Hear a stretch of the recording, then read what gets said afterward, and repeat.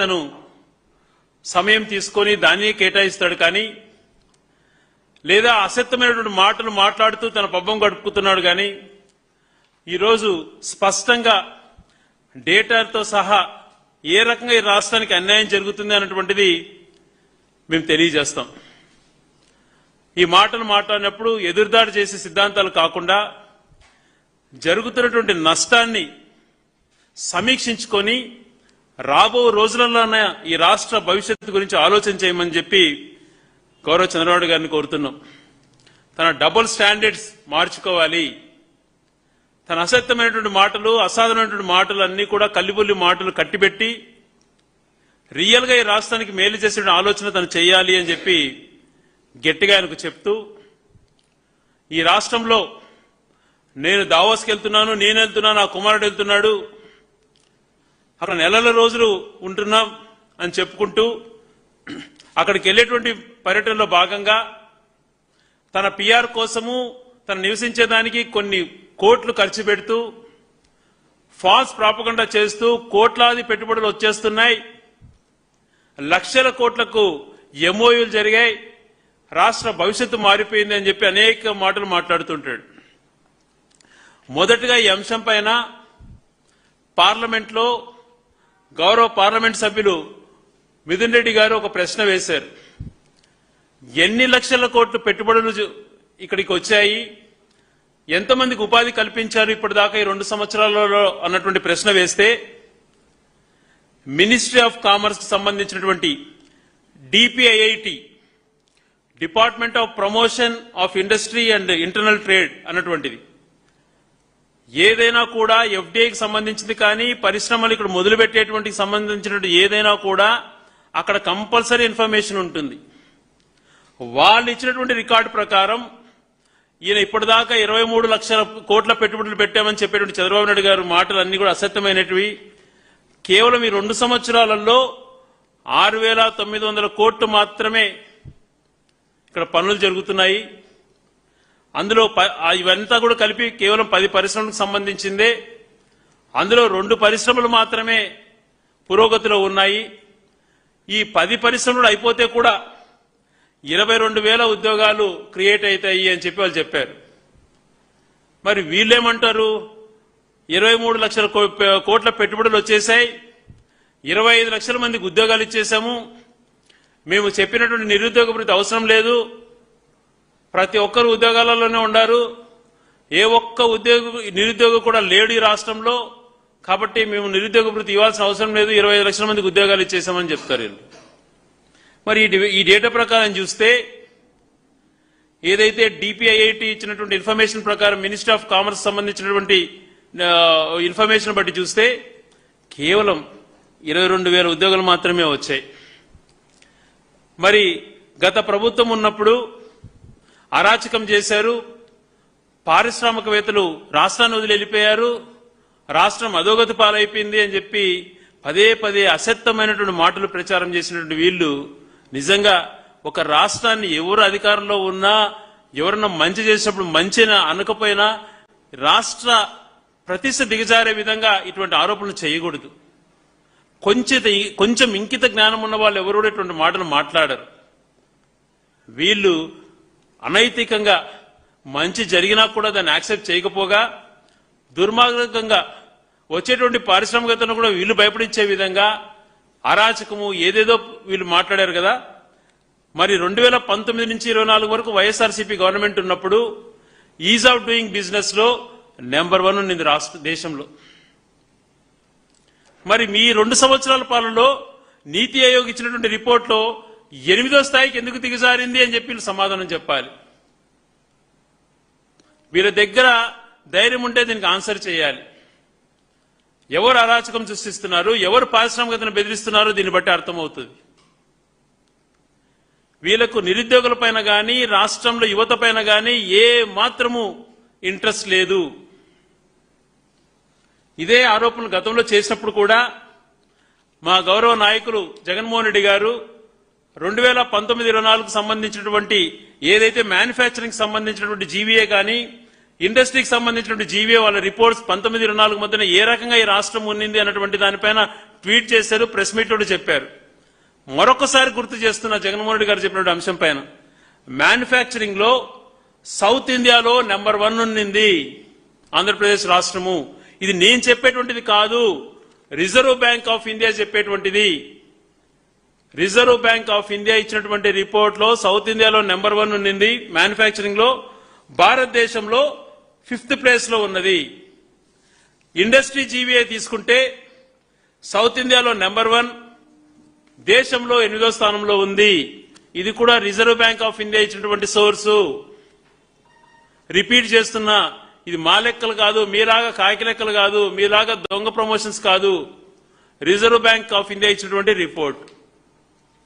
మరి ఇండస్ట్రీలో కానీ మ్యానుఫ్యాక్చరింగ్ లో కానీ సౌత్ ఇండియాలో నెంబర్ 1 నుండి భారతదేశంలో 5th, 8th ప్లేసెస్ లో ఉన్నటువంటి ఆంధ్రప్రదేశ్ గతంలో 19 నుంచి 24 మధ్య ఉంటే ఇప్పుడు ఈజ్ ఆఫ్ డూయింగ్ బిజినెస్ లో 8వ స్థానానికి దిగజార్చారు. పరిశ్రమల విషయంలో ఎన్ని గ్రౌండ్ అయినటువంటిది మరి మనకు డిపిఐఐటి రిపోర్ట్ ప్రకారం చూస్తున్నాం. ఇవన్నీ చూస్తే ఎవరు విధ్వంసం చేశారు? మీ పరిపాలన కాదా విధ్వంసం జరిగింది? మరి స్మాల్ ఎంటర్ప్రైనర్స్ ను, పారిశ్రామికవేత్తను తీర్చిదిద్దాలన్నా, మధ్యతరగతి వాళ్ళను బాగుపరచాలన్నా చిన్న చిన్న పరిశ్రమలకు చేయూతనందిస్తేనే అది సాధ్యపడుతుంది. భారీ పరిశ్రమలతో పాటు చిన్న చిన్న పరిశ్రమలు కానీ ఉపాధి కల్పించేటువంటి అనేక చిన్న పరిశ్రమలు దాన్ని ప్రాపర్ గా చూసుకుంటేనే మంచి జరుగుతుంది. అవి ఎంఎస్ఎంఈస్ అంటారు. వాటికి సంబంధించి క్రమం తప్పకుండా ఇన్సెంటివ్స్ జగన్మోహన్ రెడ్డి గారి పీరియడ్ లో బ్రహ్మాండంగా ఇచ్చారు అన్నటువంటిది అందరికీ కూడా తెలిసిన అంశమే. మరి దానికి సంబంధించింది కూడా లోక్సభలో ఒక ప్రశ్న వేస్తే దాదాపుగా 4,500 ఎంఎస్సికి సంబంధించిన ఇండస్ట్రీస్ క్లోజ్ అయిపోయాయి 2 సంవత్సరాలలో. దాదాపుగా 49,000 ఉద్యోగాలు కోల్పోయారు. 49,000 ఉద్యోగాలు. 4,500 చిన్న పరిశ్రమలు మూతపడితే దాదాపుగా 49,000 ఉద్యోగాలు వాళ్లకు ఉద్యోగాలు పోయాయి. పైన చూస్తే వీళ్ళు చెప్పేటువంటి 1,00,000 ఉద్యోగాలు కనపడలేదు, కేవలం 22,000 అన్నటువంటిది రిపోర్ట్ కనపడుతోంది. కింద చూస్తే మన ఎంఎస్ఎంఈలకు సంబంధించి చూసుకుంటే 50,000 మంది దాదాపుగా ఉద్యోగాలు కోల్పోయారు. 4,500 దాదాపు కుటీర పరిశ్రమలు అన్ని కూడా మూతపడ్డాయి. ఇయర్ వారీగా కూడా చూసుకున్నప్పుడు 24-25లో మైక్రో అంటే స్మూష పరిశ్రమలకు సంబంధించి 1883 మైక్రో ఇండస్ట్రీస్, స్మాల్ ఇండస్ట్రీస్ వచ్చి దాదాపుగా 1400 ఒక 25-26లోనే క్లోజ్ అయినాయి. అంటే సంవత్సర వారీగా డేటా చూస్తే కూడా ఓవరాల్ గా 4,500 పరిశ్రమలు క్లోజ్ అయినట్టుగా లోకసభలో వాళ్ళు ఇచ్చినటువంటి వీర కూటమి భాగస్వామ్యతో నడుస్తున్నటువంటి కూటమి ప్రభుత్వంలో ఎన్డీఏ ఇచ్చినటువంటి రిపోర్ట్లు ఎన్నోండి. మరి ఇండస్ట్రియల్ పరంగా ఫెయిల్ అయ్యారు. మరొక పక్కన చూస్తే చిన్న చిన్న పారిశ్రామికతలు ఆదుకోవాల్సినట్టు ప్రభుత్వం నిర్వీర్యం చేసి వాటి మూత కారకులయ్యారు. ఈజ్ ఆఫ్ డూయింగ్ బిజినెస్ లో స్థాయిని దిగజారు చేశారు. మరి దీన్ని అన్ని బట్టి చూస్తే ఎవరి పరిపాలనలో అరాచకం అన్నటువంటిది ఇప్పుడైనా స్పష్టం చేయాలి. మీ పాలనలో అరాచకాలు చేస్తూ, మీ పాలనలో లంచాలకు కక్కుర్తి పడి పారిశ్రామికవేత్తలు బెదిరిస్తూ రాకుండా చేస్తున్నటువంటిది మీరు. కానీ దాన్ని బురద జల్లే కార్యక్రమం ఇంకొక రకంగా మీకు చేతనొచ్చేది ఆ నెరేటివ్సే. ఇతరులపైన మంచి చేసిన వాళ్ళపైన బురద జల్లడం, మీరు అన్ని తప్పులు చేయడం. బాధ్యత ఉండాలండి. ఇవన్నీ with all the reserve bank of sources of ఇండియాలో సంబంధించినటువంటియో నీతి ఆయోగ్ సంబంధించిన రిపోర్ట్స్ మేము చూపిస్తుండేది మీకు. మేమేమో మీలాగా మీ ఆఫీసులలో తయారు చేసేది కాదు. అలాగే గత 2-3 రోజుల క్రితం కూడా ఆంధ్ర రాష్ట్రంలో జీఎస్టీ కానీ జీఎస్డీపీకి సంబంధించినటువంటిది కూడా రేటింగ్స్ బాగా తగ్గిపోయిన ఆదాయం అటువంటిది కూడా మనం చూసాం. మీరు జీడీపీలో అంకెల పరంగా చూపిస్తున్నారేమో కానీ బట్ రిసిప్ట్స్ నుండి జీఎస్టీ చూస్తే ఏ రకమైనటువంటి పరిస్థితి ఉందో మనకు అర్థమవుతోంది. వాస్తవాలను కప్పిపుచ్చి మీరు ఆర్భాటాలకు చేస్తున్నారు ప్రయత్నం. ఎప్పుడు కూడా మనం వాస్తవానికి దగ్గరగా పనిచేస్తే ప్రజలకు మేలు జరుగుతుంది. ఆర్భాటాలకు మీ యొక్క పబ్లిసిటీకి ప్రాధాన్యతనిస్తే రాష్ట్రం అధోగతి పాలవుతుంది అన్నటువంటిది వీళ్ళకి తెలియజేసుకోవాలి. ఇవన్నీ ఒక ఎత్తు అయితే గతంలో కూడా మేము చెప్పాం, మీ యొక్క పరిపాలన వచ్చిన తర్వాత రాష్ట్రంలో దేశంలోనే హైయెస్ట్ రెవెన్యూ డెఫిసిట్ ఉన్నటువంటి రాష్ట్రం కూడా ఆంధ్రప్రదేశ్ అయిపోయింది. దాదాపుగా సంవత్సరం క్రితమే 61,000 కోట్ల పైగా రెవెన్యూ డెఫిసిట్ ఉన్నటువంటి రాష్ట్రం ఈ దేశంలో ఏదీ లేదు. మీరు ఎప్పుడు చూసినా మాట్లాడేవాళ్ళు పదే నేను సంపద సృష్టిస్తాను అని చెప్పి. ఎక్కడ సృష్టించారండి సంపద? మరి ఇంకొక రకంగా చూస్తే ట్యాక్స్ రెవెన్యూస్ చూస్తే కేవలం 1.97% ఉంది. ఇంత ఘోరం ఎక్కడా లేదు. మనం అత్యంత దారుణమైనటువంటి రాష్ట్రం వెనుకబడిన రాష్ట్రం అనుకుంటాం. బీహార్లో 18% ఉంది. మనకన్నా ట్యాక్స్ రెవెన్యూస్ లో అయితే 22వ స్థానం పడేశారు. దాంట్లో కూడా దేశంలో హైయెస్ట్ రెవెన్యూ డెఫిసిట్ ఉంటే ట్యాక్స్ రెవెన్యూస్ లో 22వ స్థానం. మనకన్నా వెనకలుండేది చిన్న చిన్న రాష్ట్రాలు, సిక్కిము, మేఘాలయ, ఇటువంటి రాష్ట్రాలు ఉన్నాయి. ఇది రాష్ట్ర పరిస్థితి. ఇవి పక్కన పెట్టి పబ్లిసిటీ కోసం ఏదో భ్రమలు సృష్టిస్తూ అదే అయిపోతోంది, ఇదే భ్రమలు కల్పిస్తూ చేసే ప్రయత్నాలు కాదు. వాస్తవాలకు దగ్గరగా పరిపాలన చేయాలి. మనం చేసే పరిపాలన ప్రజలకు మేలు జరగాలి. అసత్యమైనటువంటి మాటలతో 14 లక్షల కోట్ల రాష్ట్రం అప్పులున్నాయి, అప్పుల పాలైపోయింది అని ప్రచారం చేసి ఎలక్షన్స్ టైంలో మీ ఇష్టం వచ్చినట్టు ప్రచారం చేశారు. తర్వాత లోక్సభలో ఉన్నటువంటి పరిస్థితుల్లో కానీ అసెంబ్లీలో మీ ఆధ్వర్యంలో నడిచేటువంటి అసెంబ్లీలో కానీ రికార్డ్స్ ప్రకారం చూస్తే ఎంత అప్పులు అనేది బయటపడింది. 5 సంవత్సరాలలో వైఎస్ఆర్ కాంగ్రెస్ ప్రభుత్వం కరోనా లాంటి పరిస్థితులున్నా మీరు అస్తవ్యస్తం చేసి రాష్ట్రాన్ని పోయి పరిపాలన అందించినా కేవలం 100 కోట్లు కూడా ట్రెజరీలో లేనటువంటి పరిస్థితులలో అధికారంలోకి వచ్చింది వైఎస్ఆర్సీపీ. అటువంటి పరిస్థితులలో బ్రహ్మాండంగా పరిపాలన చేసి అప్పులంతా సంక్షేమం అన్ని అందించి ఎన్నో కరోనా లాంటి పరిస్థితులు వచ్చినా కూడా 3,33,000 కోట్లు మాత్రమే అప్పులున్నాయన్నటువంటి స్పష్టంగా అన్ని రికార్డ్స్ తెలియజేశాయి. మరి మీరు ఈ 2 సంవత్సరాలలోనే 3.5 లక్షల కోట్ల పైగా అప్పు చేశారు. గత ప్రభుత్వం కరోనా లాంటి సమయం వచ్చినా సంక్షేమం అందిస్తూ పర్మనెంట్ అసెట్స్ క్రియేట్ చేసి నాడు నేడు రూపంలో బ్రహ్మాండమైనటువంటి స్కూల్స్ కానీ, నాడు నేడు రూపంలో బ్రహ్మాండమైన హాస్పిటల్స్ కానీ, పోర్ట్స్ కానీ, ఫిషింగ్ హార్బర్స్ కానీ, మెడికల్ కాలేజీలు కానీ, ప్రతి గ్రామంలో సచివాలయం, ఆర్బీకే, హెల్త్ సెంటర్స్ లాంటి పర్మనెంట్ కళ్ళకు కనపడేటువంటి అసెట్స్ కనిపించి ఆ అప్పులైతే మీరు ఇవన్నీ ఏమీ కనపడకుండా, ప్రజలకు ఏమీ కూడా మీరు చేసిన అభివృద్ధి అనేటువంటి కనపడకుండా 3.5 లక్షల కోట్ల అప్పులు ఉన్నాయి. మరి ఎవరండి విధ్వంస పాలన చేస్తుండేది? ఇంత రకంగా మీరు మీ యొక్క పాలనలో ఫెయిల్ అయిపోయి పదే పదే మీరు ఇది చేస్తున్నారు. ఇంకా కొద్దిగా రాష్ట్రానికి దేశానికి సంబంధించిన పెట్టుబడులు ఏమన్నా వచ్చినాయి అంటే ఆ రోజు జగన్మోహన్ రెడ్డి గారు ముందు చూపు ఆలోచనలతో ఆ పోర్ట్స్ ను తలపెట్టడం దానివల్ల ఈరోజు బీపీసీఎల్ అటువంటిది గతంలో జగన్మోహన్ రెడ్డి గారి పీరియడ్ లోనే అన్ని కూడా అనుమతులు పొంది ముందుకు వచ్చినటువంటిది మనకు తెలుసు. ఇండోసోల్ అనేది దాదాపుగా 70,000 కోట్లతో ఎందుకు వచ్చింది ముందుకు అనంటే రామాయపట్నం పోర్టు ద్వారా వచ్చింది. రామాయపట్నం పోర్టు ఉండడం వలన ఇండోసోల్ అటువంటిది వచ్చింది. బీపీసీఎల్ కూడా రామాయపట్నం పోర్టు వల్ల వచ్చింది అన్నటువంటిది కూడా వాళ్ళ రికార్డ్స్ లో తెలియజేయడం జరిగింది. మరి అంత ముందు చూపుతో ఆ పోర్టును దాదాపుగా కంప్లీట్ స్టేజ్కి తీసుకొచ్చింది ఎవరండి? జేఎస్డబ్ల్యూ స్టీల్స్ కూడా, వాళ్ళు కూడా ఆ రామాయపట్నంలో ఒక పోర్టు, 2 పోర్టు వాళ్ళు కూడా 2 ప్లాట్ఫామ్ బుక్ చేసుకున్నారు. మరి ఇండోసోల్ కూడా దానికి వచ్చేటువంటి 4 ఇది ఉంటే దాంట్లో వాళ్ళు కూడా ఒకటి బుక్ చేసుకున్నారు. ఇండోసోల్ కు సంబంధించింది ఏదైతే అధునాధికంగా ప్రతి ఒక్కటి కూడా ఇక్కడి నుంచే రావాలా ఎండ్ టు ఎండ్ అన్నటువంటిది పీడబ్ల్యూసీఎం అన్నటువంటిది ఇండోసోల్ కు సంబంధించి, అంటే పాలిసిలికాన్ నుంచి అక్కడ వేఫర్స్ దగ్గర నుంచి సెల్ నుంచి మాడ్యూల్స్ వరకు అన్ని కూడా ఇక్కడ అయ్యేటట్టుగా దానికి ఒక రూపు తీసుకొచ్చి మంచి స్టేజ్కి తీసుకొచ్చింది కూడా జగన్మోహన్ రెడ్డి గారి ప్రభుత్వంలోనే. మరి ఇవన్నీ అంత స్పష్టంగా మంచి చేస్తే కూడా మీరు బురద జల్లేటువంటి కార్యక్రమాన్ని తీసుకొచ్చి కేవలం అసత్యమైనటువంటి మాటలతో మేమేదో రాష్ట్రానికి మంచి చేయలేదని మాట్లాడుతున్నారు. ఎవరండి మంచి చేయండి? మీరండి రాష్ట్రాన్ని విధ్వంసం సృష్టిస్తుండేది. ఏ రకంగా ఏది కూడా మీరు చేయకపోగా లా అండ్ ఆర్డర్ అస్తవ్యస్తం చేస్తూ మహిళలకు రక్షణ లేకుండా పోయింది, బాలికలకు రక్షణ లేకుండా పోయింది, సామాన్య మానవుడికి రక్షణ లేకుండా పోయింది. పోలీస్ వ్యవస్థ కేవలం తెలుగుదేశం పార్టీ వాళ్ళకే వ్యవస్థ అన్నట్టుగా వాళ్ళ యొక్క యోగక్షేమాలు చూసుకునే దానికే ఇదైపోయింది.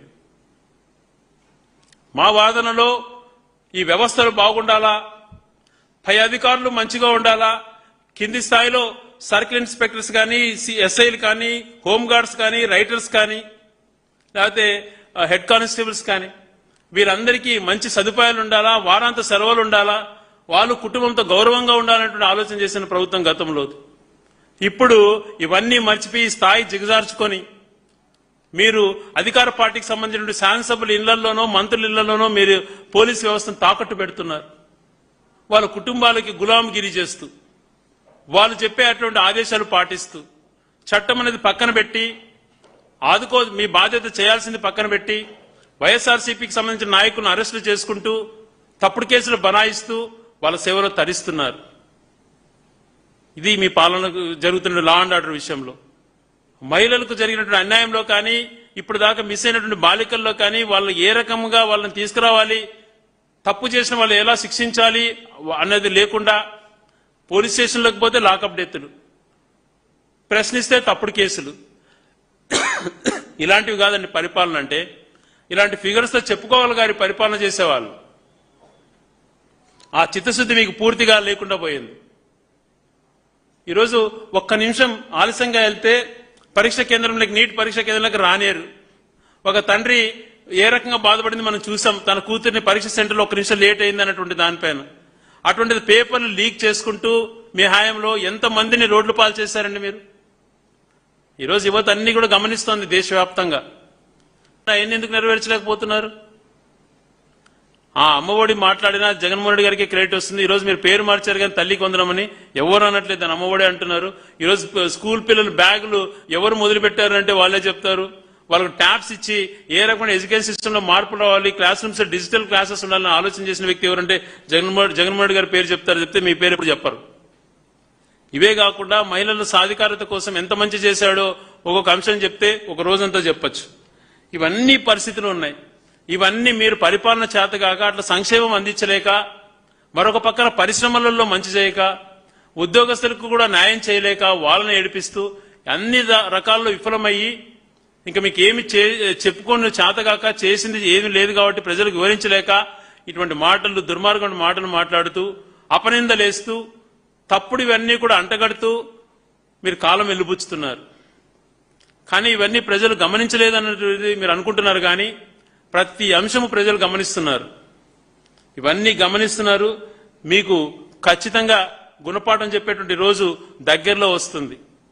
నేను చెప్పినటువంటి వివరాలలో ఇండస్ట్రీ జీవీలో కానీ, మ్యానుఫ్యాక్చరింగ్ జీవీలో కానీ, లేకపోతే మిగిలినటువంటి అన్ని సెక్టర్స్ లో గత 5 సంవత్సరాల్లో పరిపాలన మంచిగా ఉంది అనేటువంటిది అన్ని సోర్సెస్ నుంచి వచ్చినాయి. మీ 2 సంవత్సరాలలోనే, మీ పరిపాలన 2 సంవత్సరాలలోనే విధ్వంసం జరుగుతోంది.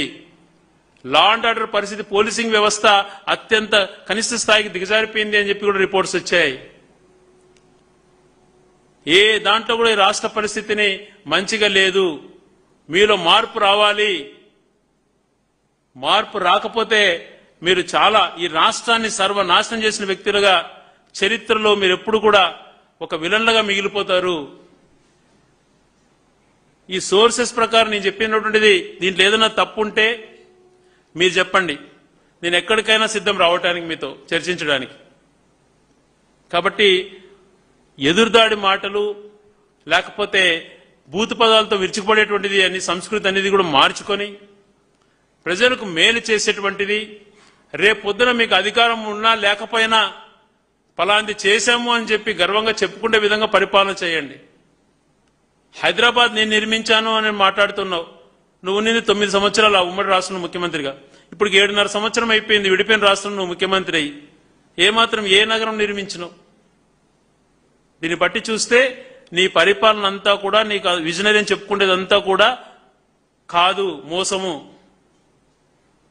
ఇవన్నీ స్పష్టంగా మేము తెలియజేశాం. కాబట్టి ఇంకన్నా నిందలు మోపడం ఆపి, దోచుకోవడం ఆపి, వ్యవస్థలను వాళ్ళ యొక్క పవర్స్ ఏదైతే చేయాలనో బాధ్యత ప్రకారం వాళ్ళని చేయనించి రాష్ట్రానికి మంచి జరిగే విధంగా మీరు కృషి చేయాలని చెప్పి తెలియజేస్తాం.